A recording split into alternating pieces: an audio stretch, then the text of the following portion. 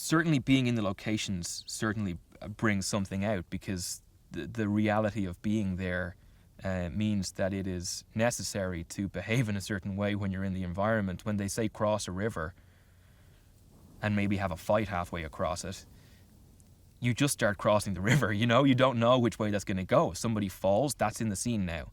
If somebody can't carry something any longer, that's in the scene now. And that affects everything. And it means that once you go, you go. And you don't stop until somebody else calls cut. There hasn't been any of that, like, oh, I messed my lines, or oh, I tripped over, we should probably, you know, you just work with everything that you have around you. And that leads to a really very interesting work day. A lot of pressure building up to it. And then when it feels free, that's the days when you go home and you feel happy, you know. A lot of the research was about what it was like to be a trapper at that time. And so we've had brilliant discussions, and we've read some. They gave us real journals from trappers at the time. And we went out and we did boot camp for a couple of weeks. That was the really helpful stuff. And then everything else is your own decisions about the character, or at least that's what it's been for me.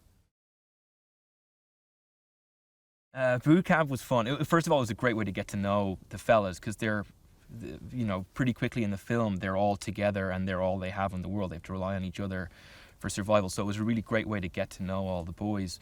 It was a lot of horse riding, hatchet throwing. I'm still not sure why we did that. That's not required in the movie. But how to you know, how to light fires, the basics of survival in the wild, I guess.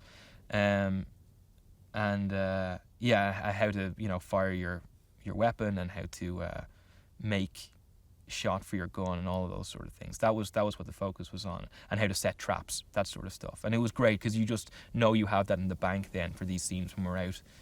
And Alejandro just kind of goes with it. You know you have stuff to do, and you know how to use everything in your possibles bag and that sort of stuff. So it was really useful in lots of different ways.